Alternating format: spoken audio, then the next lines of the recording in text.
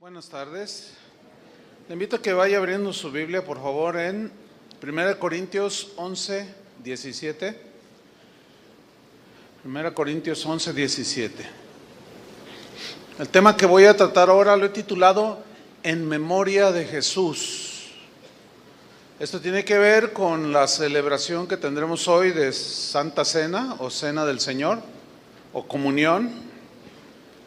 Y vamos a leer 1 Corintios 11, 17. En memoria de Jesús. Dice así: pero al anunciaros esto que sigue, no os alabo, porque no os congregáis para lo mejor, sino para lo peor. Pues en primer lugar, cuando reunís como iglesia, oigo que hay entre vosotros divisiones, y en parte lo creo. Porque es preciso que entre vosotros haya disensiones, para que se hagan manifiestos entre vosotros los que son aprobados. Cuando pues os reunís vosotros, esto no es comer la cena del Señor. Porque al comer, cada uno se adelanta a tomar su propia cena, y uno tiene hambre y otro se embriaga. Pues ¿qué? ¿No tenéis casas en que comáis y bebáis? ¿O menospreciáis la iglesia de Dios? ¿Y avergonzáis a los que no tienen nada? ¿Qué os diré? ¿Os alabaré? En esto no os alabo. Porque yo recibí del Señor lo que también nos ha enseñado, que el Señor Jesús, la noche que fue entregado, tomó pan, y habiendo dado gracias, lo partió y dijo: tomad, comed, esto es mi cuerpo que por vosotros es partido. Haced esto en memoria de mí. Asimismo tomó también la copa después de haber cenado, diciendo: esta copa es el nuevo pacto en mi sangre. Haced esto todas las veces que la bebiereis en memoria de mí. Así pues, todas las veces que comiereis este pan y bebiereis esta copa, la muerte del Señor anunciáis hasta que Él venga. De manera que cualquiera que comiere este pan o bebiere esta copa del Señor indignamente, será culpado del cuerpo y de la sangre del Señor. Por tanto, pruébese cada uno a sí mismo, y coma así del pan y beba de la copa. Porque el que come y bebe indignamente, sin discernir el cuerpo del Señor, juicio come y bebe para sí. Por lo cual hay muchos enfermos y debilitados entre vosotros, y muchos duermen. Si pues nos examinásemos a nosotros mismos, no seríamos juzgados. Mas siendo juzgados, somos castigados por el Señor, para que no seamos condenados con el mundo. Este es uno de los pasajes muy importantes que tienen que ver para la vida espiritual o en la vida espiritual de una iglesia que se precie ser una iglesia cristiana. Los corintios eran cristianos, habían recibido el evangelio, pero algo pasaba en sus vidas que no maduraban, se quedaban en un estado de infantilismo, de niñez espiritual, y eso los llevaba a que por su misma inmadurez se generaran en medio de ellos muchos problemas, divisiones, pleitos, partidismo. No, mi predicador favorito es Pablo. No, que Apolos. Yo vine a ver a Pablo, el apóstol. Cosas así, ¿no? Pero ellos habían llegado al extremo, los corintios, de cometer abusos en una celebración que era algo tan sublime y solemne, que era celebrar, recordar al Señor comiendo el pan y bebiendo del jugo de la vid. Y Pablo los reprende duramente a los corintios.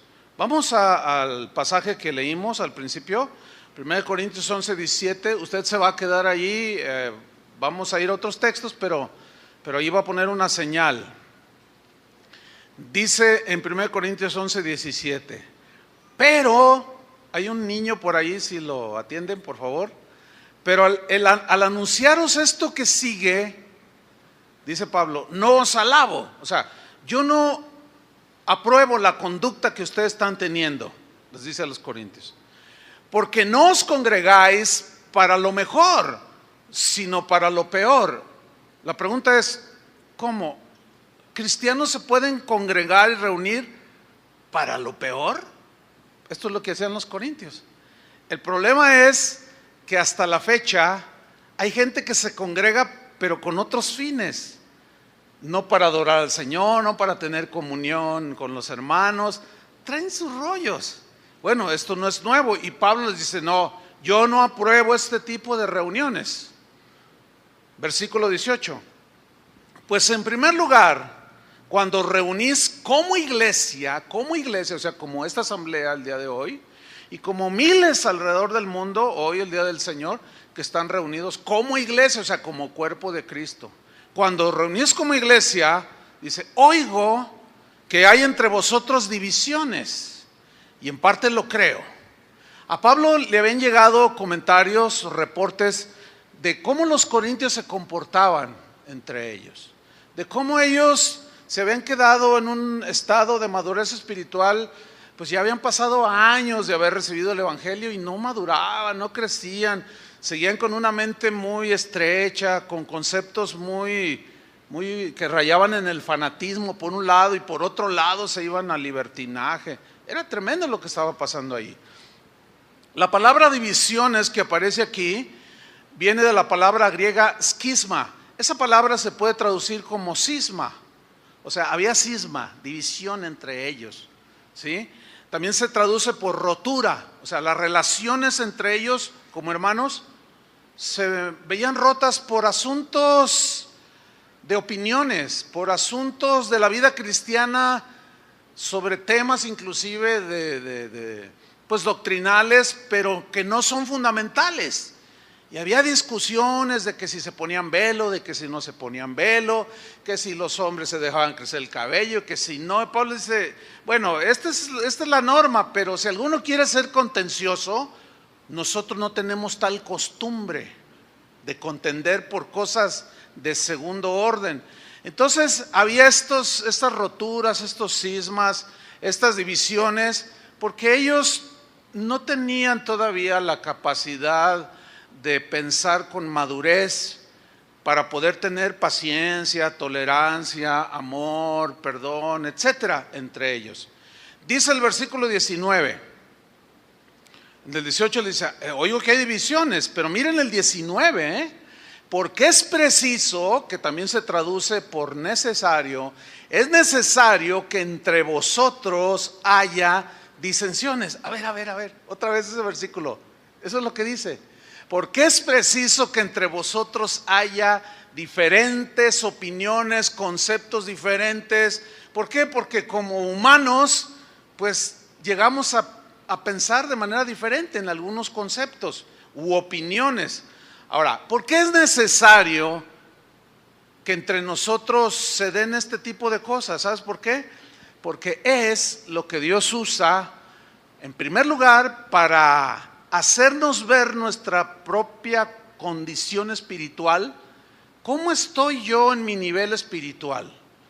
¿Cómo reacciono yo ante la crítica, la murmuración o el desprecio de un miembro de Cristo hacia mí? Entonces eso me prueba, pero a la vez prueba al otro que está teniendo una mala actitud. Porque mira lo que dice, es necesario que entre vosotros haya disensiones para que se hagan manifiestos entre vosotros los que son aprobados.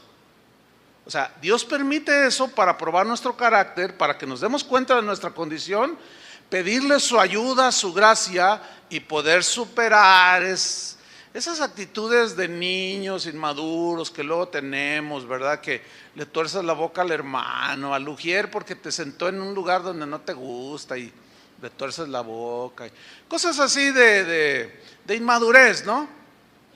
Este versículo en la versión en lenguaje sencillo se lee así, dice así: todo esto tiene que pasar para que se vea quiénes son los verdaderos seguidores de Cristo. Esa traducción como que está más clara, ¿no? Para que se vea quiénes son los verdaderos seguidores de Cristo, porque se supone, escrituralmente, nos deja ver eso, se entiende que un cristiano debe dar frutos ¿de qué? De paciencia, de misericordia, ¿sí? Ser tolerante, ser amoroso, perdonador, ¿sí o no? Entonces, cuando hay una situación, fíjate, la Biblia, hay algunos cristianos que piensan y se asustan y pegan el grito en el cielo cuando suceden situaciones en una iglesia, y no, pero en la casa de Dios no deberían de suceder. Fíjate que la Biblia no dice que no deben de suceder. La Biblia es más dice que es necesario que sucedan para poder Dios tratar con nosotros y que maduremos. Entonces, cuando algunos traen esta idea, no sé de dónde, de que no debe de haber situaciones de este tipo, entonces cuando ven algo, dicen, no, ya me voy, aquí no hay amor, aquí esto, y empiezan a juzgar, pues como niño. Pablo decía, cuando yo era niño, hablaba como niño, pensaba como niño y juzgaba como niño, pero cuando maduré y crecí, entonces ya dejé lo que era de niño. Entonces, Dios quiere que vayamos madurando, ¿sí? Y la iglesia de Corinto como que algo había detenido el crecimiento hacia la madurez, porque persistían en lo mismo, ¿verdad? Por un lado permitían las relaciones inmorales dentro de la iglesia y no hacían nada. Pero se sentían orgullosos de que hablaban en lenguas y tenían dones de sanidades. Y Pablo los ubica y les dice, no, tiene que haber disciplina en la iglesia, no menosprecien los dones, procúrenlos, no impidan hablar en lenguas, etcétera, pero hágase todo decentemente y con orden. Dice, y cuando hay divisiones entre ustedes, problemas, situaciones, tienen que tener la capacidad, tienen que llegar a la madurez de saberlos resolver entre ustedes. Y ellos se habían quedado ahí, no crecían. Versículo 20.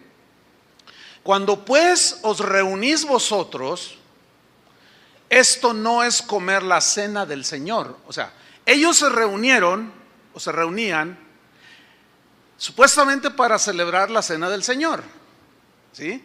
Pero Pablo les dice, pero como ustedes lo hacen, todo lo que sucede en sus reuniones, eso no es la cena del Señor, eso no es comer la cena del Señor, eso no es recordar lo que Él hizo por nosotros en la cruz. Ahora, la cena del Señor, sabemos que es un memorial, un recordatorio de la muerte de Jesús en la cruz por nuestros pecados. Entonces ese es el propósito principal, según Jesús mismo. Hagan esto en memoria de mí. Entonces ellos se juntaban, pero no recordaban eso, sino sucedían cosas dentro de esa celebración. Y había tres situaciones que Pablo trata aquí en el versículo 21 y 22 en adelante. Estaban involucrados los ricos de la congregación, gente no tan rica o gente pobre, y otro segmento que estaban ahí, pero que de alguna manera habían adoptado pues filosofías, qué sé yo, maneras de pensar que los volvieron libertinos. Hacían lo que querían. Y dice Pablo en el versículo 21, porque al comer, o sea, habla de la reunión que ellos hacían. Porque al comer, cada uno se adelanta a tomar su propia cena y uno tiene hambre. Escuche bien esto. Era una costumbre habitual el reunirse para celebrar comiendo. Después de la cena del Señor, ellos comían. Había una reunión, había reuniones en que los griegos practicaban en la que cada participante de la reunión aportaba una parte de comida, después la juntaban y esa comida era para todos podían comer de allí. Lo que hoy diríamos, vamos a tener un convivio de traje. O sea, yo traje pozole, yo traje tortas ahogadas, el otro día un hermano me dice, ya investigué todo eso, ya sé lo que es el pozole, ya sé lo que son tortas ahogadas, como es muy de aquí, entonces ya no tengo que explicar. Entonces llegaban, cada quien ponía, llevaba de traje, traían y comían y convivían. Esta costumbre de convivir y repartir la comida, llevando cada quien, era una costumbre de los griegos, pero los cristianos adoptaron esa costumbre. Perdón, y ellos llamaban a sus reuniones fiestas agape o fiestas de amor cristiano, que lo juntaban con la celebración de la cena del Señor. Entonces todos los miembros de una congregación decían, el pastor decía, vamos a recordar al Señor, vamos a hacer un memorial, y ellos ya sabían, vamos a recordar al Señor. Entonces todos traían comida, pero en ese punto en el que Pablo escribe esta carta, los corintios ya habían perdido totalmente el significado y el propósito de la cena del Señor. Sus diferencias entre ellos, no, que el hombre no puede tener el pelo largo, no tiene que cortárselo, que la mujer no se corte el pelo, no, que tiene que se lo corte, que el vestido no sé cuánto, y se peleaban, se agarraban, en fin, eran bastante serios. Yo la verdad digo, ay, esa iglesia, ¿quién sería el pastor? Ni siquiera lo nombra, porque como que no se sentiría muy orgulloso de tener una iglesia así. Pero en este caso había, digamos, 3 segmentos en la congregación que se vieron involucrados aquí. Y eran los ricos, eran los pobres o los no tan ricos, y un grupo muy especial que eran los libertinos. Los que decían, no es malo esto, no es malo adulterar, no es malo fornicar, no es malo emborracharse. No, ¿qué? Ya Él pagó por nuestros pecados. Esos estaban metidos ahí en la iglesia. Entonces Pablo dice, fíjate, en el versículo 21, porque al comer, cada uno se adelanta a tomar su propia cena y uno tiene hambre. ¿Qué significa? Que los ricos que llevaban mucho, como tenían diferencias con aquel y a lo mejor era un pobre de la congregación, como se juntaban y compartían, entonces por eso Pablo dice, cada uno se adelanta y se come su propia comida. O sea, no comparte. Y los pobres, que lo sabía, se quedan con hambre y no tienen que comer. Y Pablo dice, ¿qué cosas están pasando entre ustedes? ¿Cómo es posible que estén pasando estas cosas? Entonces, ahí estaban los ricos viviendo en un egoísmo, el egoísmo ya los había atrapado, pero también los pobres tenían su orgullito, Más de uno sin duda que decía, no necesito tus tortas, yo tengo a mi Dios que me suple, y estaba muriendo de hambre, ¿no? Entonces había todas estas cosas. Uno se adelanta y no comparte y se come lo que trae, y el otro se queda nomás como el chinito milando, ¿verdad? Porque pues no tenía hambre, pero como los otros egoístas no compartían, porque a lo mejor uno decía que no tenía nada que ver que el hombre trajera el pelo largo, y otros decían, no, tiene que ser corto. Entonces decían, ese está mal, está en pecado y es un hereje, no le doy de mi pozole. Pero luego estaban los libertinos. Yo no sé cuál sea peor de esto. Si el que rechaza, juzga duramente a su hermano, o los libertinos. Porque mira lo que dice, cada uno se adelanta a tomar su propia cena. Uno tiene hambre, o sea el pobre, y otro se embriaga. ¿Leyó bien? ¿Leyeron bien? ¿Cómo entienden este versículo? Que se emborrachaban. ¿En dónde? En la iglesia. O sea, entre ellos, en los convivios que ellos tenían, se emborrachaban. Yo no sé si usted había leído ese versículo. O sea, había algunos que vivían su cristianismo con pleno libertinaje. No, aquí me siento bien chévere, nomás me faltan las luces y el humo. No, pero eso es para el siglo XXI. Pero te dejan hacer de todo. Ahora, ¿por qué permitían a los libertinos allí? Porque les faltaba a los líderes ponerse las pilas. ¿Se acuerdan que 1 Corintios en el capítulo 5 no dijeron nada sobre una relación inmoral, vergonzosa, de un hombre que tomó por mujer a su madrastra? Y ellos no dijeron nada. Libertinos. Fíjense que ahora en el Congreso de Jóvenes que pasó hace una semana, sucedió algo. Vinieron jóvenes de muchas casas de oración, de otros estados de la República, algunos de otros países, pero entre todos esos grupos vinieron también jóvenes de otras iglesias. Pues nosotros hicimos la invitación abierta y vino un grupo de jóvenes de cierta iglesia de aquí de la ciudad. Nosotros los conocemos porque por algunas razones, ya de tantos años, algunos los conocemos desde niños prácticamente, ¿no? Y conocemos a sus padres, pero esos chicos se reúnen en cierta iglesia. Entonces, cuando empezó la predicación, el predicador les empieza a decir a los jóvenes que deben de guardarse de las no relaciones sexuales entre ellos, que están reservadas para el matrimonio, y que se guardaran de los vicios, de los excesos. Y cuando el predicador está diciendo esto, que se levanta este grupito y en plena se salió, se fueron. Pero mientras iban por el pasillo iban diciendo: no, aquí los tienen a todos atados, allá donde nosotros vamos, allá nos dan libertad. ¿Sí? Algunos jóvenes que también los conocen ahora, que los han invitado así, pues que se conocen por los años. Conocemos muchos cristianos en la ciudad, pero cuando se reúnen, hay algunos jóvenes aquí que han sido testigos de que ese grupo se emborrachan en sus reuniones. Y los pastores, bueno, pues me imagino que eran primos de los corintios, no lo sé, porque les permiten libertinaje. Y Pablo dice: no, ok, hay disensiones, hay este tipo de cosas, pero ¿cómo sobrellevar eso? Los ricos menospreciaban a los pobres no se quedaban atrás, los libertinos juzgaban a los que querían caminar con el Señor en santidad. No, aquí la libertad que Cristo ganó para nosotros, no, nosotros no queremos ser religiosos. Qué difícil es todo esto.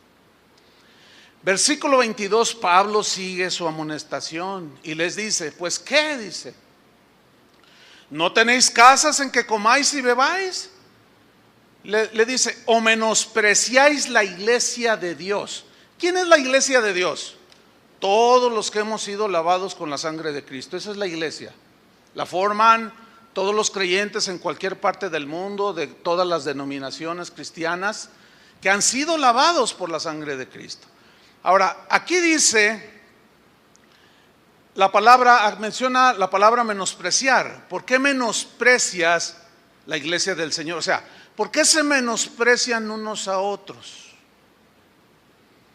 ¿Sí? Mire, en la actualidad las iglesias han adoptado sistemas como de mercadotecnia. En realidad es eso, son sistemas, principios de mercadotecnia. Uno de ellos es que dicen que la primera impresión que tú causes en tu negocio, etcétera, pues va a determinar la venta. Sí, entonces algunos dicen: no, pues hay que, mira, la primera impresión es, vamos a poner luces de colores, vamos a pagarle aquí, y todo un escenario tipo Televisa, ¿no? Tipo TV Azteca. Entonces los músicos, pues acá bien chévere vestidos, ¿no? Acá bien juveniles, entonces, no, pues llega la gente y se apantalla así, la imagen, ¿verdad? Con esas perspectivas o esos principios de manejar una iglesia, ha llevado en muchas partes del mundo al grado de que cuando seleccionan los sugieres, por ejemplo, hasta los entrenan y les dicen cómo hacerlo. Escogen a las hermanas más bonitas de la congregación, y si están güeritas, pues mejor, ¿no? Si tienen ojo azul, pues ni se diga. Si parecen Barbies, pues ni se diga. Hombres atléticos, así bonitos, pues todo acá, para que cuando llegue la gente diga: ¡wow, qué tremendo aquí! Pero ¿será eso la iglesia del Señor? Fíjese, aquí hace años tuvimos a una ujier precisamente. Una hermanita que tenía una discapacidad en una pierna, su pierna derecha. Ella usaba una plataforma como de 2 pulgadas. Y obviamente cuando ella caminaba, cojeaba. Hacía esto siempre, ¿no? Pero aparte de esa discapacidad que ella tenía una enfermedad en su piel que le brotaban granos. Entonces su aspecto y su condición no la calificaba o no la califica como servidora en una iglesia del siglo XXI. Porque obviamente que, pues, imagínate que te reciba alguien así, ¿no? Todo, pues así como que, ¿no? Pero la Biblia que es nuestra guía de conducta y de cómo gobernar la iglesia y de cómo llevarla en los caminos del Señor, nos dice que no debemos menospreciar a nadie. Y una vez Toño Ortiz dio el anuncio que se necesitaban servidores y esta hermana se presentó. Ni me preguntó Toño, ni me preguntó los que dirigían en ese tiempo los Ujieres, ni me preguntaron, oye, ¿la recibimos? Porque ya sabían lo que yo les iba a decir. Ni me preguntaron porque pues ya tenemos los principios bien sólidos. Y ella fue recibida. Y ella siempre se ponía allá en la esquina. No sé cuántos de ustedes la recuerden. ¿Alguien la recuerda? Mira, hay muchas manos levantadas. Bueno, ella se regresó finalmente de donde era originaria, pero ella siempre se ponía allí donde estaba el hermano Ujiera allá. Entonces yo siempre entro por ese pasillo y siempre la saludaba. Y hola, ¿cómo estás? Era una persona tan amable, tenía un espíritu tan afable, tan bonito, que una mujer hermosa pero con carácter de 3 demonios adentro, se veía espantosa enfrente de ella. Porque su carácter tan lindo, tan dulce, tan hospitalario, fíjese, una vez me dijo, oiga pastor, fíjese que logré que me dieran un trabajo y ya gané mi primer salario. Ah, qué bueno, te felicito. Dice, si yo le invito a comer, ¿aceptaría? Le dije, claro, ¿por qué no? Pues me invitó a comer. Dice, pero yo voy a pagar. Le dije, no, déjame, yo pago. No, dice, yo pago. Mira, era tan generosa esa hermana, de la cual muchos hermanos la recuerdan con mucha estima. ¿Por qué? Bueno, la casa del Señor no debe de haber esto, aunque había hermanitos que no faltaban, como en los Corintios, que pues así como que, ay, ¿verdad? Yo no sé por qué una vez alguien me dijo, ¿por qué la tiene allí? Luego a la entrada, está bien que sirva, pero es que hermano, la imagen, ¿no? Entonces uno tiene que ser paciente con todos estos hermanos, porque tú los ves y dices, este es un niño espiritual, y a tu niño que es inmaduro, pues no le das un putapié y lo corres de tu casa, ¿verdad que no? Lo vas educando, lo vas llevando en la educación. Entonces tiene uno que ser paciencia. Pero una iglesia en la que sigan existiendo aún a través de los años distinciones sociales, raciales, económicas, y que haya problemas constantes por temas secundarios, no fundamentales, pues es una iglesia infantil, inmadura, que tiene que ir creciendo. Desgraciadamente esta inmadurez lleva a la intolerancia, ¿verdad? Enfatiza en cosas que son secundarias, ¿verdad? No, como por ejemplo, mire, una vez una señora, y esto ocurre seguido, te juzgan muy ligeramente, y es según la apariencia, como decía Jesús.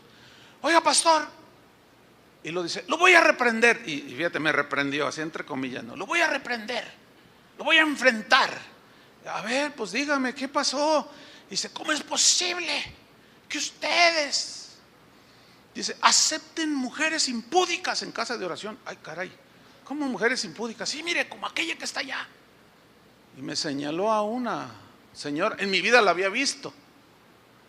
Bueno, traía una blusa, pues así, con los hombros descubiertos, la espalda descubierta. Yo le dije, pues mira, yo no la conozco, seguramente es la primera vez que viene. No, pero que no sé qué, ¿cómo es posible? Y usted está tolerando el pecado. Entonces, tenía celo la hermana por la prudencia en el vestir, pero le faltaba algo, le faltaba misericordia, le faltaba paciencia. ¿Me estoy dando a entender? Fíjese, le voy a contar una historia verdadera. Sucedió en una iglesia en los Estados Unidos, un domingo como este. El predicador empezó a predicar, como a los 5 minutos, así como ahorita está lleno el auditorio, había una que otra silla por allí vacía, y los sugieres metieron a una mujer que venía, su vestimenta pues, no era prudente, de una mujer prudente, y sí venía con una minifalda y bueno, en fin, ustedes entienden. Y la sentaron entre la segunda y tercera fila, así cerquita. Entonces cuando el predicador, que era un pastor invitado en esa congregación, dijo: siento en mi espíritu que el Señor me está moviendo a cambiar mi mensaje. Y empezó a decir: esas mujeres impúdicas que parecen prostitutas. Y la miraba a la señora. Y que no sé qué, que la santidad a Jehová. Y sí es cierto, o sea, es la casa del Señor y tiene que haber prudencia. ¿Están de acuerdo con eso? Pero a este le salió el celo. Y la estuvo agrediendo y agrediendo y agrediendo y agrediendo. La mujer se salió, se fue. Obviamente se sintió aludida y se fue. Bueno, al otro día sale una noticia de que una prostituta se había suicidado. ¿Quién creen que era?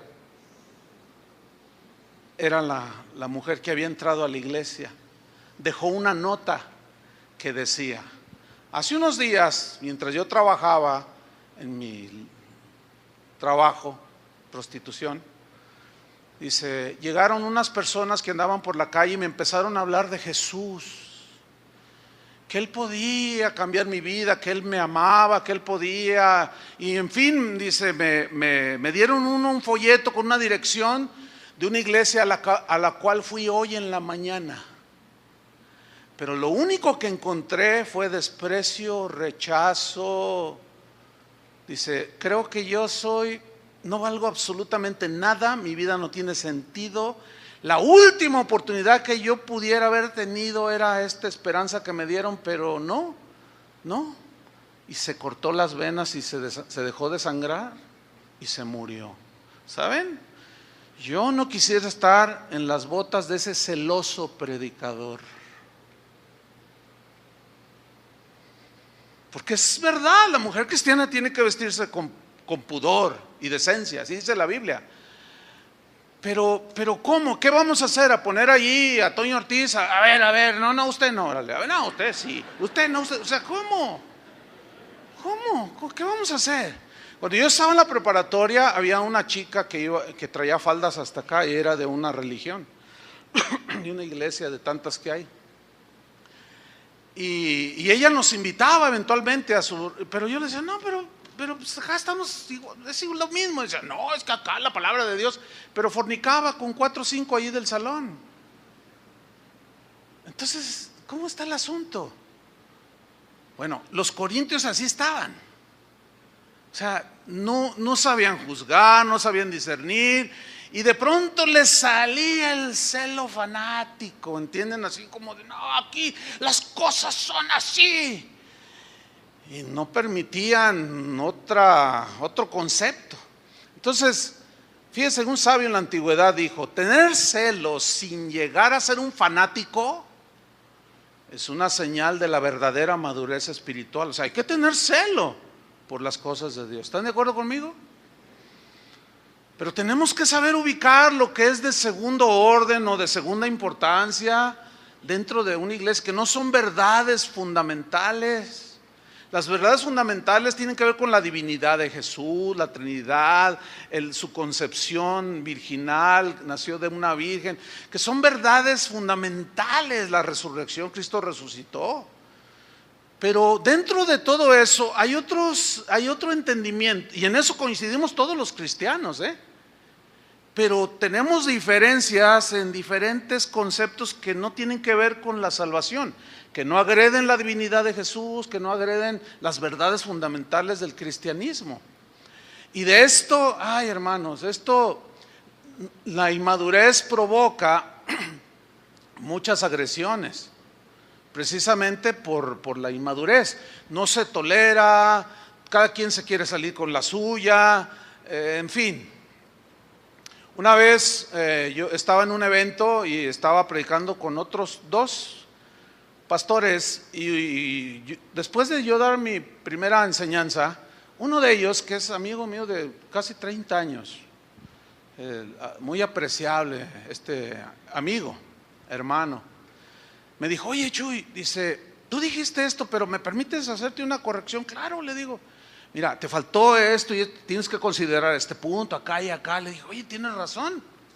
Le dije, oh, no, pues gracias. Me faltó aplicarme allí para tener un concepto más acertado en un principio ahí de la Biblia. No, no, gracias, le dije. No, no, de nada, me dice. Pero después él, en su predicación, él estaba tocando cierto punto y él dijo, les voy a decir algo. En la Iglesia Católica nadie puede encontrar la salvación, dijo así. Entonces yo me quedé. Y cuando terminó, le dije, oye, no pienses que te la estoy devolviendo, pero es la verdad. ¿Por qué? Me dice. Le digo, es que tú dijiste que en la Iglesia Católica nadie puede encontrar la salvación. Claro, me dice, está llena de ídolos. Y empezó, ¿no? Entonces yo le dije, oye, pero no te has puesto a pensar que todos los reformadores, absolutamente todos, Lutero, Zwinglio, Calvino, todos eran sacerdotes católicos. ¿Y dónde encontró Lutero la salvación? Y se queda así y dice, ay, no lo había visto así. Le digo, bueno, mi estimado, lo que pasa es que la salvación no está en una iglesia o en una organización, está en Cristo. Y Cristo está donde le clames, ahí está. Y puede ser en Sodoma y Gomorra y ahí está Él, esperando a que le clames. Y lo hizo así, y se quitó los lentes y dijo, ¿sabes qué? Jamás lo había visto así. Gracias, me dice, por aclararme ese punto. Y desde aquel tiempo, cuando él repite eso, lo pone como anécdota, ¿no? Fíjense, yo pensaba, pero estaba equivocado. Ahora, el querer salirse con la suya, con lo que yo creo, es lo que provoca problemas. ¿Entienden? Y así estaban los corintios. Miren, a continuación vamos a ver un pasaje pues, de los más importantes. Vamos a 1 Corintios 11:23, que es donde estamos ahí.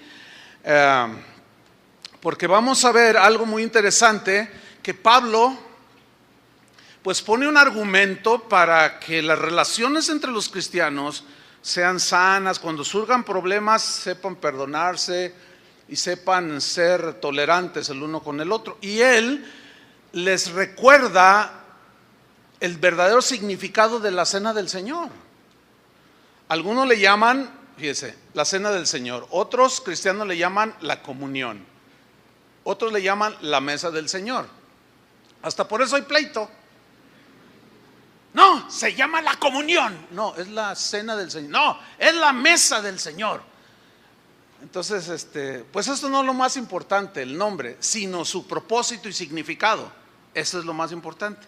Como lo que argumentábamos en diciembre, que es más importante el día que nació Jesús, que no fue el 25, que el 13, que el 14, que el 5. Eso no es lo importante es el hecho que Él nació. Haya sido el día que haya sido, eso es lo intrascendente. Lo importante es que Él nació. Así es con la cena del Señor, como le llames, comunión, mesa del Señor, cena del Señor, eso es intrascendente. Lo que importa es su propósito y significado. Bueno, dice Pablo, porque yo recibí del Señor, acuérdense que estamos leyendo corrido, Él les está pues llamando la atención y corrigiendo de todas sus cosas que hacían. Entonces dice, porque yo recibí del Señor lo que también os he enseñado. Pablo era un hombre, un apóstol que enseñaba la palabra de Dios. Dice, que el Señor Jesús, la noche que fue entregado, y todos sabemos eso, ¿no? Tomó pan, se conoce como la última cena, que era la cena de la Pascua. Tomó pan, y habiendo dado gracias, lo partió y dijo, tomad, comed. Esto es mi cuerpo que por vosotros es partido. Sígame con mucha atención. Dentro del cristianismo, mire, el cristianismo está compuesto, según las estadísticas, por aproximadamente 2.200 millones de cristianos o que creen en Cristo. 2.200 millones de los casi 7.000. Bueno, De esos 2.200 millones de cristianos, 1.200, esto lo hacen los que hacen las estadísticas, 1.200 millones son católicos. ¿Cuántos quedan? 1.000. De esos 1.000 millones de cristianos, 800 millones lo conforman las denominaciones cristianas que surgieron de la Reforma protestante, que llamaríamos luteranos, presbiterianos, metodistas, casa de oración, iglesia bautista no sé qué, o sea, todas las iglesias como esta. Somos 800 millones de cristianos, ya llevamos 2.000 millones. Los otros 200, allí incluyeron a los testigos de Jehová, bueno, a los mormones y a otros grupos más pequeños, que no se consideran estrictamente cristianos porque ellos niegan la divinidad de Jesús, dicen que tú puedes ser Dios igual que Él, o sea, cosas rarísimas, que sí son herejía. Bueno, dentro del cristianismo, no voy a incluir a los 1.200, sino a los 800, aunque es inevitable incluir también, entonces somos 2.000 millones. Escúcheme bien, sígame con atención. En esos 2.000 millones de cristianos hay por lo menos 3 interpretaciones distintas en cuanto a lo que Cristo quiso decir cuando Él dijo: esto es mi cuerpo, cuando tomó el pan. El número 1, un sector cree que el vino y el pan realmente se convierten en el cuerpo y en la sangre de Cristo. Y esto, sabemos, es la doctrina católica, que se conoce como transubstanciación, que aseguran que cuando el sacerdote consagra el pan y el vino, se vuelve literalmente en la carne y la sangre del Señor. Bueno, esa es una interpretación de ellos. Y tú dices, no, pero no, ok, dejamos ahí el asunto. Pero entre los 800 millones, cuando se inició la Reforma protestante, que Dios movió ahí para rescatar pues la palabra de Dios, ¿sabe usted que los reformadores del siglo XVI tenían diferentes interpretaciones sobre el significado de esto es mi cuerpo?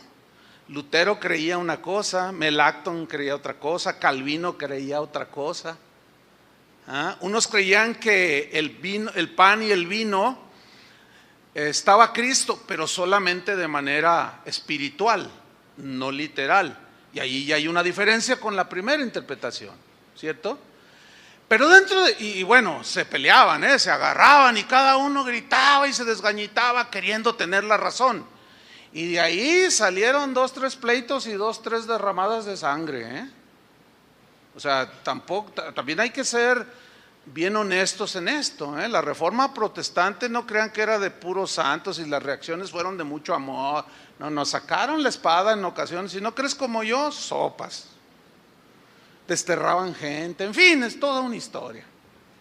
Pero dentro de estos hay otros que creían que el pan y el vino eran solamente símbolos del cuerpo y de la sangre de Cristo. Bueno, esto es lo que nosotros creemos, que solamente son símbolos de su cuerpo y de su sangre, que son, Jesús obviamente estaba hablando metafóricamente. ¿Por qué? Porque este es nuestro argumento, porque Él no tenía 2 cuerpos cuando estaba allí presente. Él tenía el suyo, que era de carne y hueso, y en su mano tenía un pedazo de pan, ¿sí? Es como cuando Él dijo, yo soy la puerta, entonces vámonos sobre esa puerta y vamos a hacer cosas de enfrente de la puerta. Se entiende que no. Cuando Él dijo, yo soy la vid, bueno, vamos a donde está una vid y decimos, mira, ahí está Cristo. ¿Verdad que no? Entonces, ese es el argumento. Ahora bien, nosotros creemos así, pero escúchame, yo no llamaría herejes a algunos cristianos que tienen sus denominaciones, que creen que sí está Cristo, pero simbólicamente. Yo no puedo, aunque ellos nos llamen a nosotros herejes. Ahora, ¿cómo llegar a ese punto? Les explico.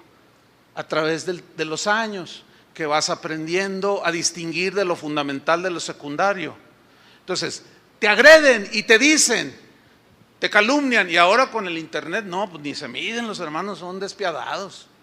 Ahora ya te tachan de todo y te sacan las palabras del contexto y te hacen un video de 1 minuto donde supuestamente uno dice algo, y cuando mis mensajes son de 1 hora y media, las sacan totalmente del contexto y dicen lo que yo nunca dije. Pues es la misma táctica de Satanás, ¿no? De torcer las cosas. Pero eso lo hacen porque ellos se sienten poseedores, algunos se sienten poseedores de la verdad en sentido absoluto. Entonces rechazan cualquier otro concepto que ellos no lo tengan y se vuelven intolerantes y llaman herejes. Pero hermanos, al menos en lo que es de nuestra parte, yo no me animaría ni me atrevo a llamarle hereje a nadie que disienta de mí en cosas como estas. Por eso es que no me verán jamás discutiendo ni peleando en internet, ni en Facebook, ni en las páginas de allí del internet, discutiendo, queriéndome quedar con la razón, porque en las cosas secundarias hay tantas opiniones, hermanos. Unos dicen que la batería es del diablo. Bueno, en el caso de aquí no es del diablo, es de aquí de Casa de Oración.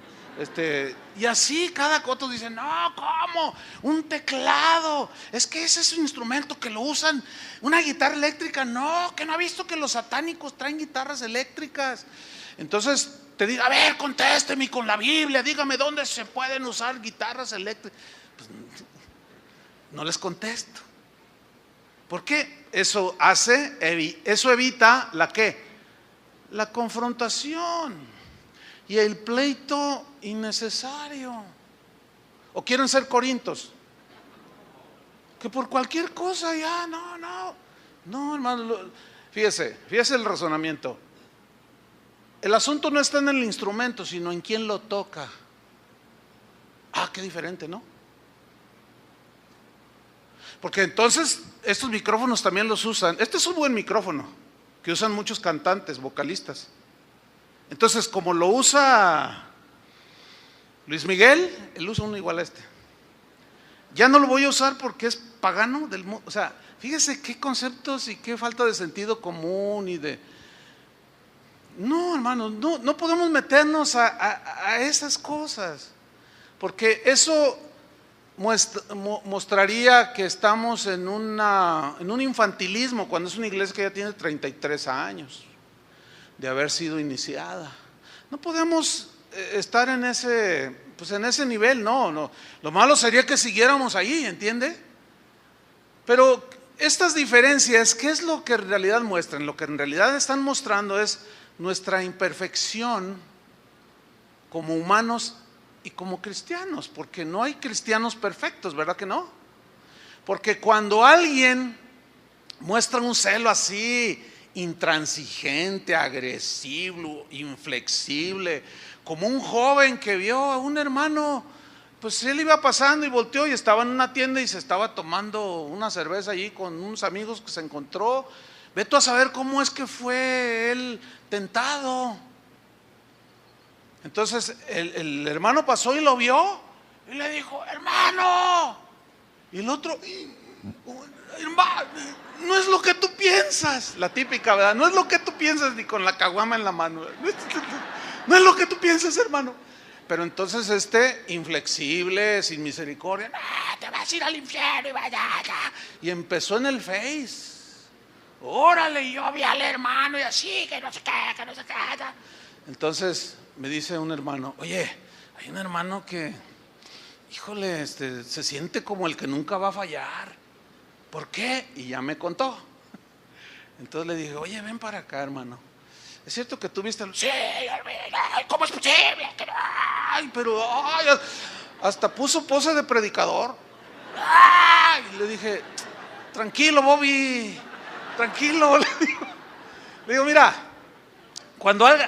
fíjese bien, cuando alguien se porta así, está diciendo, todos fallan menos yo, tú eres así. ¿Se acuerdan de la oración del publicano y del fariseo? ¿Qué dice el fariseo? Te doy gracias porque no soy adúltero no soy como aquel, no soy como aquel, ni siquiera como este publicano. ¿Y qué dijo Jesús? ¿Quién había salido justificado? el publicano, porque se arrepintió. Entonces, cuando alguien tiene una actitud así férrea, inflexible, de no sé, todo que nos quede santidad a Jehová y debemos de guardar, es como que estuvieran diciendo, yo nunca me equivoco, yo nunca voy a fallar, yo seré un santo, pero todos los demás sí se van a equivocar, deberían de ser como yo. ¿Hay un cristiano perfecto? Ninguno. A ese ya se le olvidó la misericordia que recibió. Sí tuvo la suficiente fe para recibir la gracia que lo perdonó y lo justificó y lo lavó con su sangre, pero no tiene la suficiente entendimiento para pensar que esa misma gracia, a lo mejor hasta un poquito menos de la que él recibió, los demás la puedan recibir. Se les olvida y se vuelven fanáticos, celosos, pero es un celo pues fanático, que lo único que está mostrando es inmadurez, no es un celo espiritual. Entonces nosotros creemos que son símbolos del cuerpo y la sangre del Señor, pero si algunos no creen como nosotros, no los vamos a llamar herejes. ¿Por qué? Aunque ellos nos llamen, bueno, los vamos a tolerar. Miren, hablándoles como dicen por ahí, ¿verdad? Con el corazón en la mano. ¿Sí se siente feo cuando alguien dice mal de ti? ¿Sienten feo? Pues yo también, y más cuando son mentiras. Tú dices, híjole, aquí estos hermanos, a veces dan ganas de desenfundar. Y luego así como que, y luego el Señor, Pedro, guarda la espada. Pedro, cortándole las orejas a la gente, va a decir, órale, o la seta del zorro, no de los michoacanos, sino de acá del zorro. Y a veces dan ganas, pero no. Ahí es donde va, al que más se le da, dijo Jesús, más se le demanda. ¿Sí o no? Bueno, se supone que el que sabe más de la Biblia entiende más, y el que enseña se le demanda más. O sea, en teoría Dios me demanda más a mí que a ustedes. ¿Por qué? Porque supuestamente yo conozco, sé más de la Biblia, por algo soy el pastor, o entiendo más, o qué sé yo. Entonces, a mí Dios me demanda más. Entonces, pues a veces se ensañan.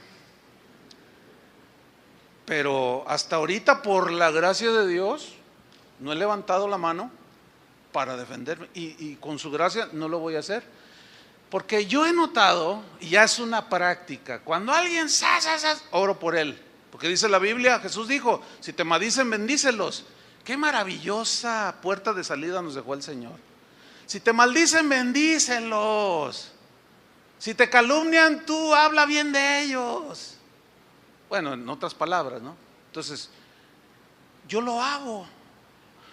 Y digo, ay, qué maravilloso, porque mi corazón está sano, ¿entienden? Entonces, ese es el propósito de Dios. No que nos quedemos ahí en ese infantilismo, sino que crezcamos, ¿no? Volvamos a 1 Corintios 11:23.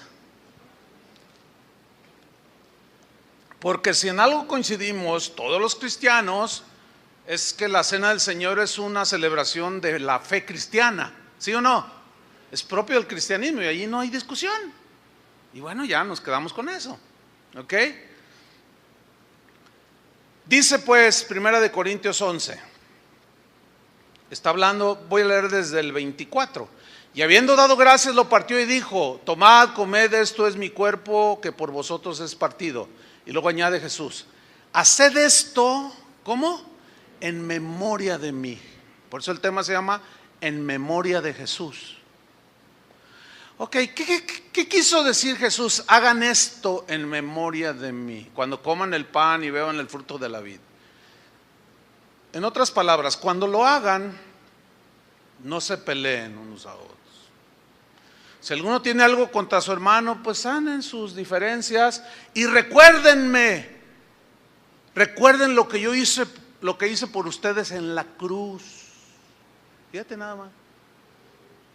Entonces se reúnen los cristianos. Vamos a tener Santa Cena, hermanos, o comunión, para que nadie se pelee, o la mesa del Señor. Ya estamos todos en paz. ¿Cuál es el propósito? Recordar lo que Él hizo por nosotros en la cruz. Ahora viene la reflexión.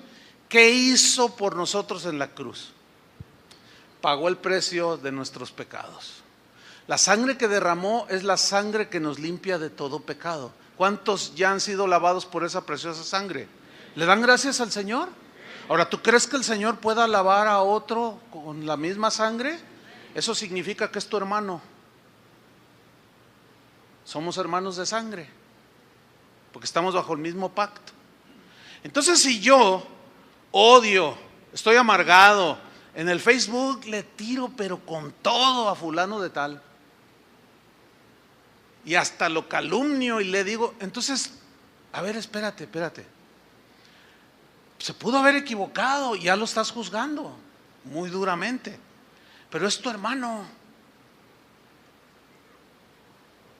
Fíjense cómo va tomando significado la enseñanza. Ahora bien, cuando Jesús dice, hagan esto en memoria de mí, esto tiene que ver mucho de cómo los judíos celebraban la fiesta de la Pascua. ¿Cuál era el significado de la celebración de la fiesta de la Pascua que hacían los judíos? El propósito era para recordar, ellos tenían, era el sacrificio de un cordero inocente, un animalito. Derramaban su sangre, la rociaban y eso tipificaba la sangre de Cristo. Pero el propósito de celebrar para los judíos el Cordero de la Pascua era recordar su salida de la esclavitud de Egipto. Entonces cada vez que ellos mataban el cordero se acordaban y decían, ay, ¿te acuerdas cómo nos tenían de esclavos y cómo abusaban de nosotros? Pero el Señor en su misericordia y levantó a Moisés, del cual, ay, nos portamos medio mal con él, pero Dios fue bueno y se acuerdan cómo nos trajo en el desierto y cómo hizo milagros y cómo nos entregó una tierra tan rica, tan preciosa, llena de abundancia. Ese era el propósito. Lo sacó a la vida abundante. A eso se refirió Cristo, claro, en sentido espiritual. Ya no es una tierra literal. Él hablaba de vida, y vida ¿qué? En abundancia. Se refiere a toda la riqueza espiritual. Entonces Jesús, para nosotros el día de hoy, es el Cordero de Dios que quitó los pecados del mundo. Él es nuestro Cordero de la Pascua. Nosotros ya no tenemos que sacrificar animalitos inocentes, ya no. Porque dice Pablo, nuestra Pascua, que es Cristo, ya fue sacrificada por nosotros. Por eso Jesús, cuando en aquella noche toma el pan, toma el vino, lo parte, les dice, coman, beban, hagan esto en memoria de mí, recuérdenme. Versículo 25, 1 Corintios 11, 25. Asimismo tomó también la copa después de haber cenado, diciendo, esta copa es el nuevo pacto en mi sangre. Yo quiero subrayar la frase nuevo pacto. El antiguo pacto estaba sellado con sangre, pero de animalitos inocentes, que simbólicamente solamente cubrían los pecados. Pero la sangre de Cristo borra nuestros pecados. Es una diferencia enorme. Ahora, Dios borra nuestros pecados, pero aquí quiero mencionar algo importante. Hay cristianos que dicen, ay, ¿por qué yo a veces estoy tan en paz, disfrutando la paz del Señor? Y de pronto vienen a mi mente pecados que yo hice cuando era niño o joven, cuando mi mamá me mandó a comprar un peso de tortillas y compré 80 centavos. ¿Te acuerdas de esa, Marcial? Tú también así le pellizcabas ahí a las tortillas. Yo también. Mami, ya le confesé mi pecado. Ahí está mi mamá y mi abuelita. Ah, no. Bueno, entonces, ¿en qué estaba? Ya ven, por andar en otras cosas. Checo, ¿qué estaba diciendo? Se me fue. Ah, del nuevo pacto, ok. De cómo vienen a nuestra memoria cosas que hicimos cuando estábamos niños o jóvenes o antes de conocer a Cristo. Y te afliges y dices, ay, Señor, pero ¿por qué no se me olvida? Nunca se te va a olvidar. ¿Sabes por qué? ¿O para qué? Para que nunca se te olvide lo que Cristo hizo en la cruz por ti. Que cuando lo recuerdas en la cena, te acuerdas de todo lo que hizo por ti. Dios, como Dios, es el único que tiene el poder de olvidar. De manera que si tú vas y le dices, Señor, ay, me siento tan mal cuando recuerdo cuando era niño que me mandó mi mamá a comprar un peso de tortillas y compraba 80 centavos, y el Señor te dice, ¿de qué estás hablando? Señor, tú bien sabes. No, yo no me acuerdo. Porque dice la Biblia que Él dice, no me acordaré más de sus pecados y borraré sus pecados. O sea, ya no existen. Pero ¿por qué en nuestra memoria sí existen? Sí están ahí, aunque ya son perdonados, para que no te olvides de dónde te sacó. Y para que cuando veas a alguien que comete los mismos, o a veces peores, y a veces no tan peores de los que tú cometiste. Eso es lo terrible de muchos cristianos, que antes de conocer a Cristo cometimos terribles pecados, pero otros, porque hay de pecados a pecados, tú los ves y los juzgas. No, se van a ir al infierno, y ya, y te pones una actitud así como que hasta se gozan porque se van a ir al infierno los demás. Ya se te olvidó. Cuando alguien tiene una actitud así, ya se le olvidó la gracia que recibió. Por eso es bueno, hermanos, recordarlo. Esta sangre del nuevo pacto, o este nuevo pacto, fue sellado con la sangre de Cristo. Ya no fue con sangre de animalitos inocentes, sino de un cordero inocente, que fue el mismo Hijo de Dios. Y por Él tenemos entrada al lugar santísimo. ¿Cuántos le dan gracias? Ahora, vamos al versículo 26, 1 Corintios 11, 26. Así pues, dice, todas las veces que comiereis este pan y bebiereis esta copa, la muerte del Señor anunciáis hasta que Él venga. Fíjate, este es otro propósito. Estás diciendo, Cristo murió por nosotros. Pero aquí en esta parte, todas las veces que comieres este pan, bebieres esta copa, también ahí los cristianos solemos pelearnos, porque algunos dicen, la cena del Señor se debe de celebrar cada semana. Otros dicen, cada que nos reunimos. Y le dicen, no, está bien cada semana. No, a mí el Señor me reveló que cada semana. Y luego sale otro, no, es cada mes. Cada primer domingo de cada mes, a mí el Señor me mostró. Y luego sale otro y dice, no, ustedes están mal, es una vez al año. Porque los judíos celebraban una vez al año el Cordero de la Pascua. Eso es más bíblico que lo que ustedes están diciendo. Pero la Biblia no dice nada al respecto. Dice las veces que lo hiciereis. El problema está cuando yo quiero imponer las veces y obligue a que todos lo hagan como yo entiendo, o como yo creo, o como yo opino. Eso genera disensiones, divisiones y problemas. Ahora, los que son miembros de casa de oración por años saben que no tenemos un día así, hoy lo vamos a... No, ya teníamos un buen tiempo que no celebrábamos la cena del Señor. Pero algunos al final de la reunión le van a dar gracias al Señor porque no la habíamos celebrado, porque algunos ya estarían muertos. ¿Qué está diciendo el pastor? Ahí les va. Síganme allí en Corintios versículo 27. Dice así, de manera que cualquiera que comiera este pan o bebiera esta copa del Señor indignamente. ¿Qué es tomar la cena del Señor indignamente? Es comer del pan, beber del vino y tener pecados en tu corazón. pecados no confesados, estar en pleito con tu esposa, con tu esposo, odiar a aquel porque te fraudió, estar, por ejemplo, en pecados como adulterio, ¿sí? Y dicen, que al cabo el Señor es amor, y eso es tomar la cena del Señor indignamente. Ahora seguimos leyendo. De manera que cualquiera que comiera este pan o bebiera esta copa del Señor indignamente será culpado del cuerpo y de la sangre del Señor. Eso significa que será contado con los que mataron a Jesús. Porque dice que cree, pero sus hechos dicen lo contrario. Dice el versículo 28, por tanto, pruébese cada uno. Fíjate, cada uno. Aquí ya es de manera individual. ¿Por qué cada uno y no todos en asamblea?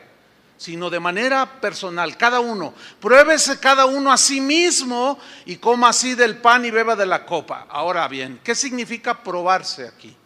Significa examinarse a sí mismo. ¿Qué? Pues ¿cuál es tu condición espiritual en estos momentos? ¿Sí? Si tú estás en adulterio, tu esposa no lo sabe, estás cuidándote de los hermanos, estoy poniendo nada más así al aire, ejemplos. Estás robando ahí en tu trabajo y dices, no, pues es que no me queda otra, Señor, tú conoces mi corazón, y véngase de ahí, y véngase de ahí, y sigues robándole al patrón, sigues teniendo amargura en tu corazón. Ay, pues sí, yo soy cristiana, pero no soporto a esa hermana. O sea, eso es tener pecado en el corazón. ¿Están entendiendo, no? Ahora bien, pongan mucha atención. La cena del Señor se celebra para que recordemos lo que Él hizo por nosotros, ¿cierto? Pero Satanás ha logrado meter en las mentes de algunos cristianos el siguiente razonamiento. Dice, no, pues no la voy a tomar porque, híjole, no ando bien mal.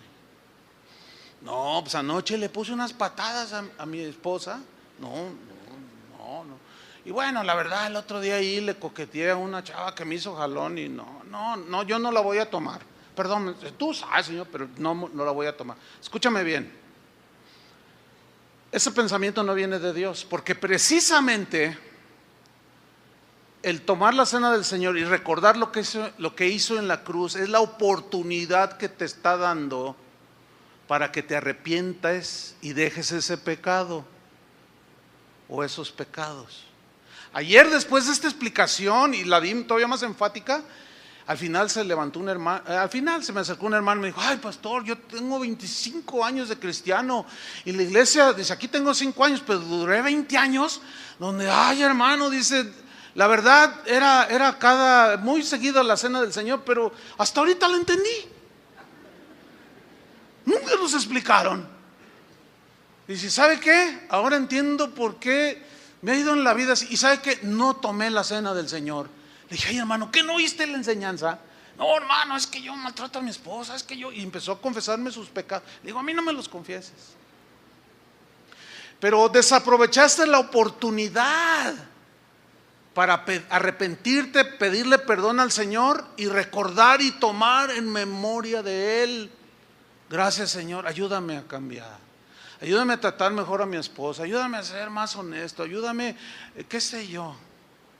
Hermano, no se dejen engañar por el enemigo. Ahora, si hay alguien aquí que no es cristiano, o sea, no ha entregado su vida a Cristo, no puede tomarlo. Sin embargo, puede aceptar a Cristo. Puede entregar su vida ahora, pedirle al Señor que de corazón, que te perdone tus pecados. Y si en los momentos en que estamos nosotros celebrándola, tú vas a saber, porque tú supiste cuando naciste de nuevo, ¿sí o no? También los demás van a saber. Ahora, si tú dices, ya voy a seguir, exagerados, Dios es amor, yo tomo, la voy a tomar.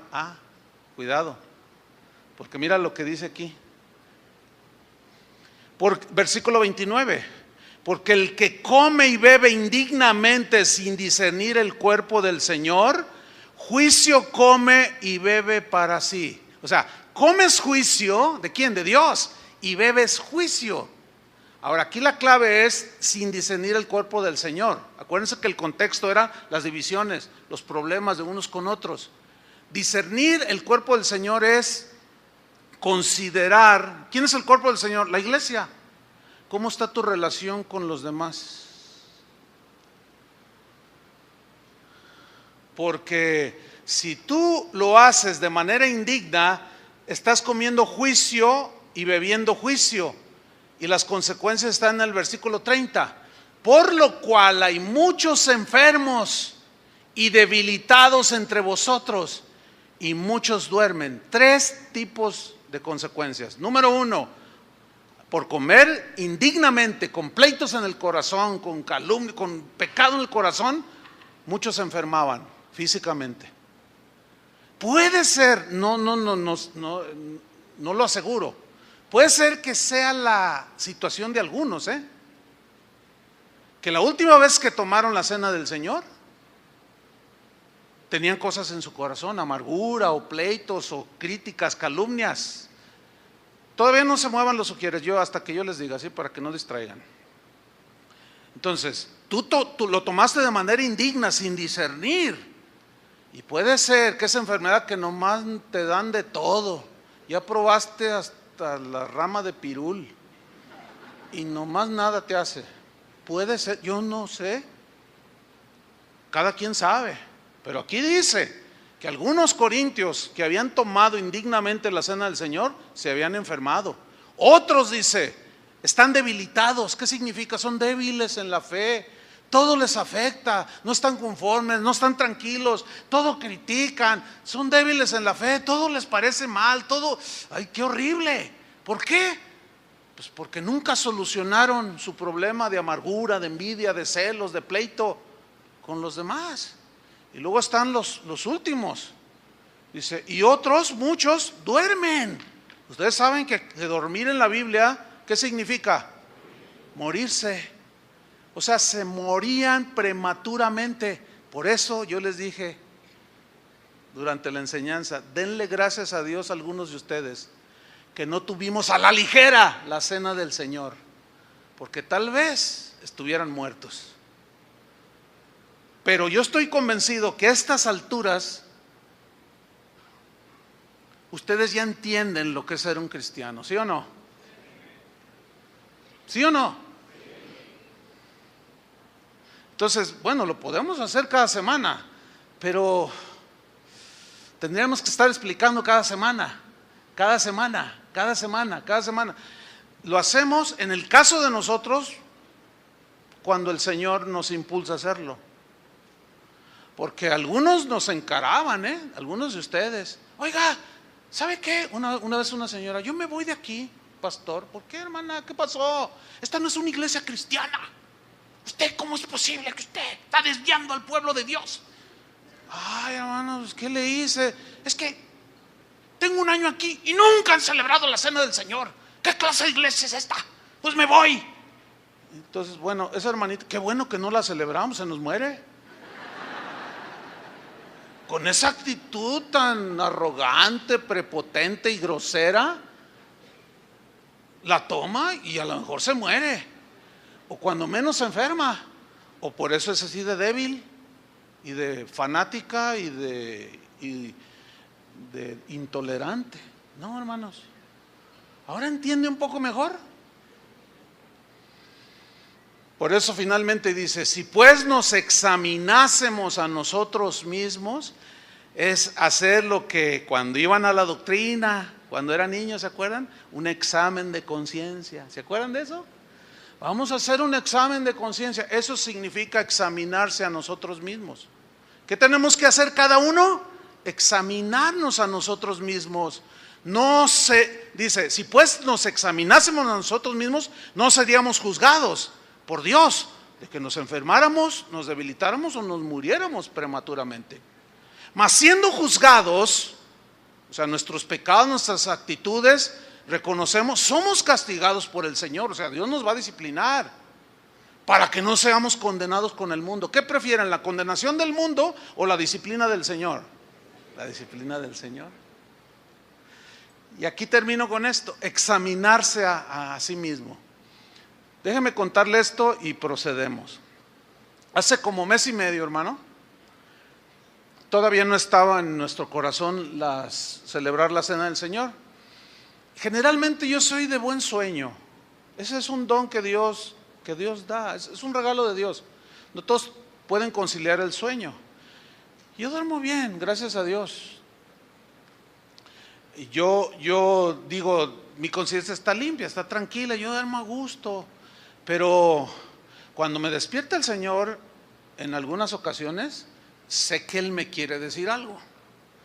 Y hace como mes y medio, me dormí como a las 12 y como a las 3, así sin sueño, ¡toing!, desperté y dije, ok, Señor, a ver, y empecé a orar.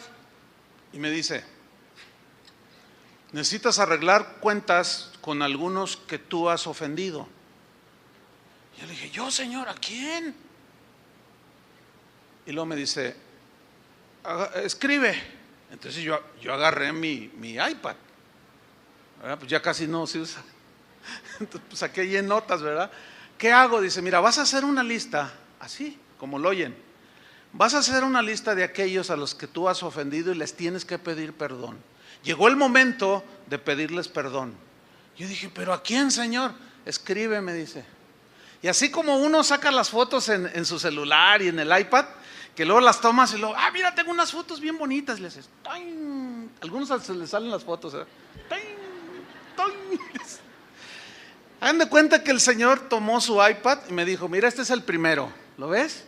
Cuando lo vi así, o sea, Él me está hablando a mí en la lista, y luego me dice, como que sacó su iPad, 1, 2, 3, 4, 5, y yo, por aquí, pensé que yo había ofendido.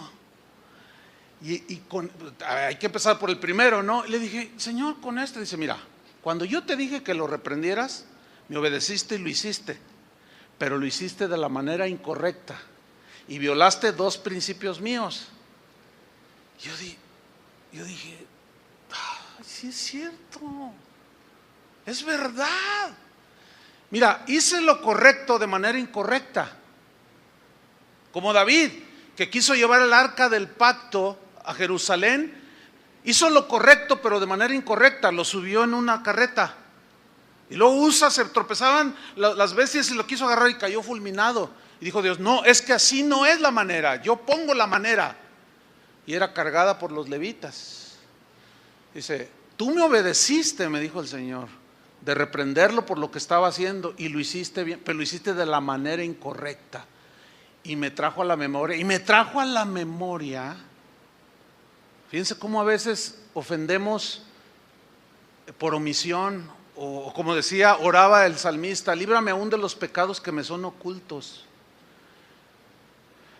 Y me trajo a la memoria cuando este hermano, o sea, aceptó de alguna manera la corrección, pero luego me reclamó. Yo le dije, no, tratas de justificarte. Entonces cuando entendí, en el mismo iPad, hice un correo. Pero como es un hermano que vive en otro país lejano, como yo perdí su amistad, ya no tenía el correo. Entonces dije, bueno, dejé a la mitad del escrito, que no era muy largo. Bueno, lo van a creer que ese día a las 7 de la mañana, como ya ven que son una campanita, ¡toing!, yo no lo atiendo a esa hora, pero algo sentí, y que voy y lo abro, y era una hermana que decía, pastor, yo escucho casa de oración y es una bendición, y yo me congrego en la iglesia fulana de tal. Y cuando dice iglesia fulana de tal, yo dije, es la del pastor. Yo dije, no, Señor, o sea, yo lo veo como misericordia de parte del Señor, así lo vi yo, Y yo le dije, Señor, gracias, porque Él quiere que esté bien, mejor. Entonces le contesto, gracias hermana por escucharnos. Oye, la iglesia donde tú vas es la iglesia donde pastorea fulano de tal. Y me contesta, así casi inmediato, me dice, sí. Le digo, oye, ¿me haces un favor?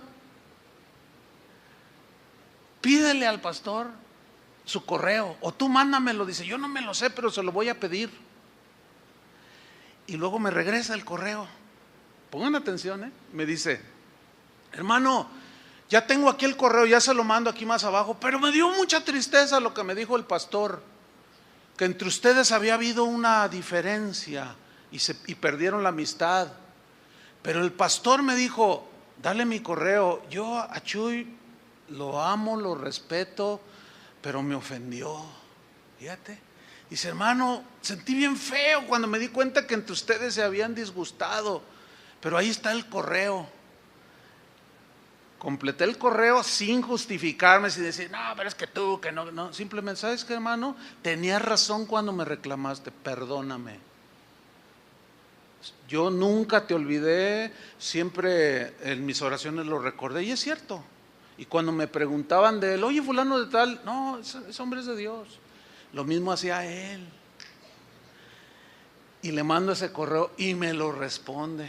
Y me dice: Chuy, dice, no sabes el gusto que me da. Dice: yo te perdono, es más, casi desde ese momento, pero nuestra amistad se perdió.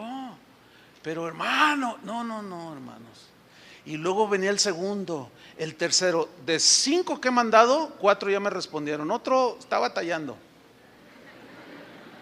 Y fíjense, curiosamente, a ese yo no le hice nada. Porque yo le dije al Señor: ¿y este colado qué? ¿Y este qué? Pues es al contrario. Y dice: no, mira, es que quiero que le escribas.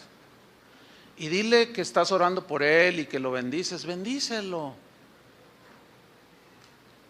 Es más, lo que voy a decir, no sé si lo debería decir o no, pero el Señor me dijo: mira, está en una necesidad económica, y yo le mandé una ofrenda. Así. No me ha respondido. Yo sé que está batallando, pero yo soy paciente. Pero mañana le voy a volver a... Ojalá esté escuchando esto. O sea, yo no tengo nada en contra de él. Bueno, déjenme decirles, esto abundó más la paz, pero todavía me faltan 5. Pero yo ya le pedí perdón al Señor, ¿entiende? Y bueno, en eso estoy, porque hay que saber el tiempo, hay que saber el momento. Entonces, imagínate tomar la cena del Señor recordando lo que Él hizo por mí, que lo puede hacer por todos. Eso me está llevando a mí, al paso de los años, a ser más paciente, más tolerante, pues generoso, qué sé yo, con misericordia. No sé, pero Dios está haciendo algo. Ese es el propósito de la cena del Señor. ¿Entendieron el mensaje? Pues recordemos al Señor. ¿Qué les parece? ¿Sí? Voy a pedir a los edecanes que pasen, a los sugieres. Van a tomar ustedes un pedacito de pan. Nosotros pues hemos simplificado. Sería el colmo que alguno dijera: es que esto no es bíblico, era una sola copa. Bueno, ¿de qué tamaño sería la copa? ¿La del Atlas? ¿Cuál? O sea, no, hermanos, o sea, son vasitos así pequeños, o sea, sean pacientes, tolerantes. No es el pan así cortado, pero es un pedacito de pan. Lo que importa que es el memorial. Amén. Entonces van a pasar delante de usted. Usted va a tomar un pedacito de pan mientras nos dirigen en unas alabanzas de adoración. No pierda la atención. Puede estar en un momento de examinación de cómo están sus relaciones, cómo está su vida. Y en ese mismo espíritu, ahorita en unos minutos más, vamos a recordar lo que Jesús hizo en la cruz por nosotros. Amén. Entonces allí, por favor, repartan todo. También que pasen a repartir acá a los hermanos de la alabanza.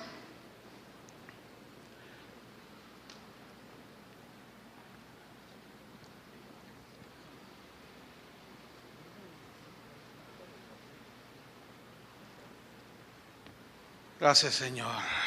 Cierre sus ojos, pero esté atento ahí cuando pasan los elementos. Un momento de reflexión. Señor, te damos gracias. Gracias, Señor, por tu palabra. Gracias por lo que podemos entender. que no es una cosa ligera, no es un ritual muerto, no es un ritual repetitivo, sin razón, sin sentido, sino que tiene mucho propósito. El propósito es mantener el corazón del cristiano en paz, mantener el corazón de cada uno de tus hijos libres de amargura, de resentimientos, de odios, de rencores, y que el corazón se enmiende para ser más perdonadores, misericordiosos, pacientes, soportándonos con paciencia los unos con los otros, las debilidades de uno, de otros, las diferentes opiniones. Cuando cada uno de nosotros tiene sus conceptos, su entendimiento, que muchas veces difiere de otros hermanos en la fe, que han sido lavados con la misma sangre tuya, Señor, y son nuestros hermanos, pero a algunos les cuesta trabajo decir que somos hermanos, por diferencias que son infantiles, no son de doctrina fundamental. Ayúdanos, Señor, a dar un paso adelante en el crecimiento, en la madurez. Ayúdanos, Señor. Y también reconocemos que nuestro egoísmo, nuestra sensibilidad humana nos ha llevado a herirnos de cualquier cosa, a ser muy duros, muy críticos, hasta llegar a la calumnia con aquellos que no concuerdan con nosotros. Y tantas cosas que suceden dentro del cuerpo de Cristo, dentro de la iglesia. Señor, tú enseñaste: perdonad a los que os ofenden. Perdonamos, Señor, a los que nos han ofendido. Y también te pedimos perdón a los que hemos ofendido, y en su momento pedir personalmente, o un telefonazo, o por correo, pedir perdón también, Señor, y arreglar cada situación, porque no sabemos en qué momento nos llamas a tu presencia, Señor, y no hay nada como morir en paz y llegar a tu presencia, Señor. Gracias porque a la vez que confesamos nuestros pecados, están siendo lavados, limpiados por tu sangre preciosa. Y también recibimos abundancia de bendiciones espirituales y mucha paz. Y algunos sanidad, lo contrario a la enfermedad. Porque tu palabra así lo enseña. Si hay algún enfermo entre vosotros, llame a los ancianos, o sea, a los pastores, y únjanle con aceite en el nombre del Señor. La oración de fe sanará al enfermo. Y ahí la enfermedad era por causa de pleitos y pecados que tenían postrado enfermo al cristiano. Gracias, Señor, porque podemos esperar lo mejor, porque nos hemos reunido para lo mejor y no para lo peor. Gracias, Señor, por ayudarnos a entender. Es por gracia, lo reconocemos. Sigue examinándose, hermano. A ti, Jesús, que diste todo por amor, dejando mi pasado ahí, sí, Señor, gracias, en una cruz. Quedó, Señor. A ti, Jesús, que te vestiste de la majestad, me viste siendo un pecador sin valor. A ti, Jesús, a ti, Jesús, que diste todo por amor. Si se van poniendo de pie, por favor. Dejando mi pasado ahí, adoremos un momento al en Señor. una cruz. Dile una vez más: a ti, Jesús. A ti, Jesús, Jesús, que te vestiste de la majestad, me viste siendo un pecador sin valor.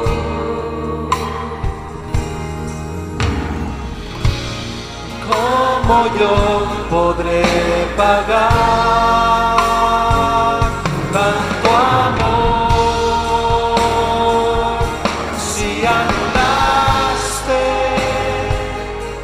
todo el decreto que había en contra de mí?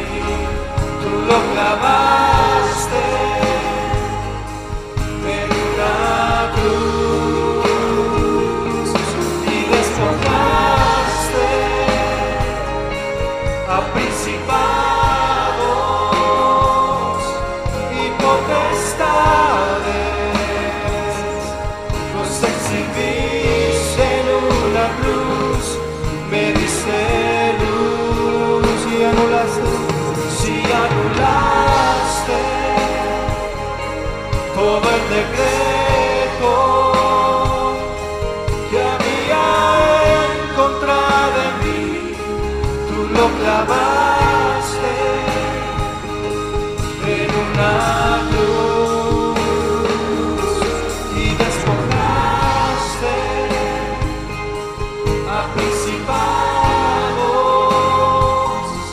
y potestades, los exhibiste en una cruz, me diste luz, Jesús. Gracias, Señor. ¿Alguno de ustedes le hace falta el pan o la copa? Levante su mano si a alguno le falta. ¿Todos ya tienen? Ok. Así con el piano muy suavecito. La palabra de Dios dice lo siguiente: porque yo recibí del Señor lo que también nos ha enseñado, que el Señor Jesús, la noche que fue entregado, tomó pan y habiendo dado gracias lo partió y dijo: tomad, comed, esto es mi cuerpo que por vosotros es partido, haced esto en memoria de mí. Señor, queremos recordar tu sacrificio en la cruz, de cómo llevaste en tu cuerpo todos nuestros dolores, enfermedades, pecados, rebeliones, y tu cuerpo fue quebrantado y herido, abatido, y todo fue por amor a nosotros, a tus hijos, Señor, a los que habían de creer en ti. Y hoy te recordamos, Señor, no sin antes haber hecho un examen, y si algo se nos escapa, Señor, que tu Espíritu Santo nos traiga a la memoria.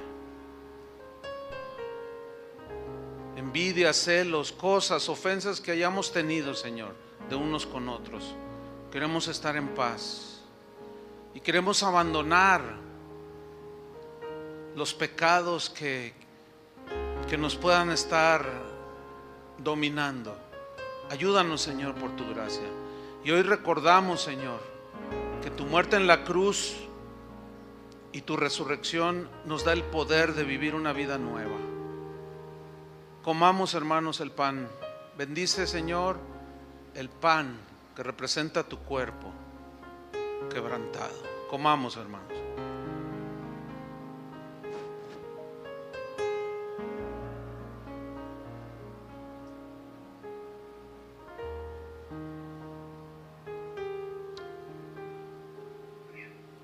Asimismo tomó también la copa después de haber cenado, diciendo: esta copa es el nuevo pacto en mi sangre. Haced esto todas las veces que la bebiereis en memoria de mí. Así pues, todas las veces que comiereis este pan y bebiereis esta copa, la muerte del Señor anunciáis hasta que Él venga. Señor, anunciamos tu muerte en la cruz. Proclamamos que esa muerte en la cruz, donde derramaste cada gota de tu sangre para limpiar los pecados del mundo. El Cordero sin mancha, Jesús el Hijo de Dios, que moriste en esa cruz y que tus heridas y por tu llaga fuimos nosotros sanados. Y esa sangre preciosa, simbolizada por el fruto de la vid, que nos limpia de todos nuestros pecados. Bendice, Señor, el fruto de la vid, que nos recuerda tu sangre derramada. Gracias, Jesús. Y que no se nos olvide que esa misericordia que recibimos la pueden recibir otros, los que nos ofenden. En el nombre de Jesús, bendice, Señor, el fruto de la vid. Bebamos, hermanos.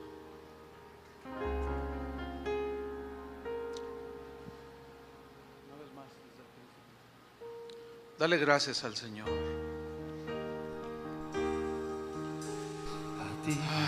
Levanta tus manos, si puedes dejar ahí a un lado el vaso. Todo por amor, Y dale gracias al Señor por la misericordia.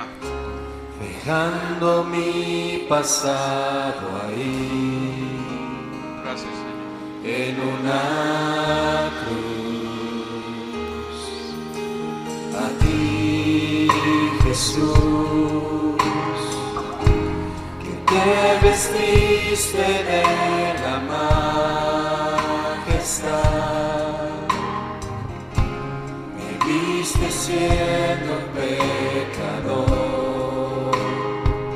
sin valor. A ti, Jesús,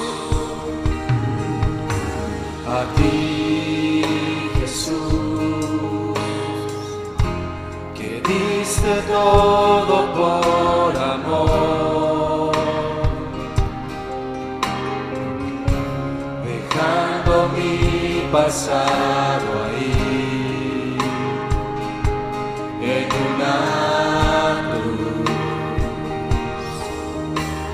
A ti, Jesús, Gracias, Señor, por tu amor. que te vestiste de la majestad,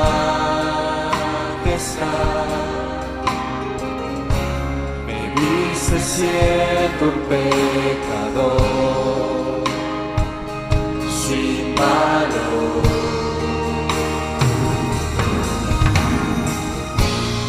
¿Cómo yo podré pagar tanto amor, si anulaste todo el decreto que había encontrado en mí? Tú lo clavaste en una cruz y despojaste a principados y potestades, los exhibiste en una cruz, me diste luz. Si anulaste todo el decreto que había encontrado en mí, tú lo clavaste en una cruz y despojaste a principados y potestades, los exhibiste en una cruz, me diste luz. Si anulaste todo el decreto que había encontrado en mí, tú lo clavaste en una cruz y despojaste a principados y potestades, los exhibiste en una cruz, me diste luz. Si anulaste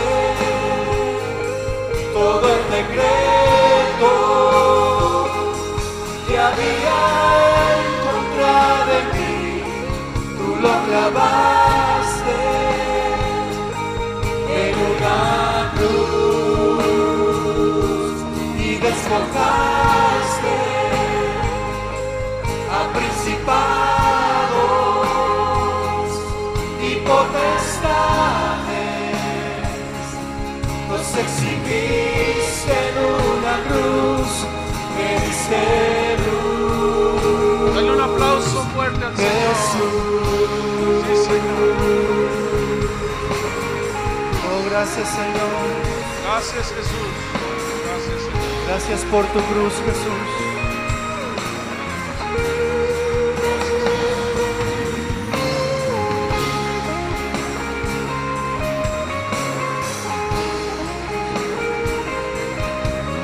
Aleluya.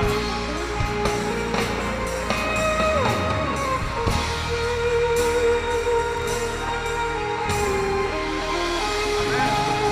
Gracias, Señor. Gracias, Señor. Gracias, Jesús.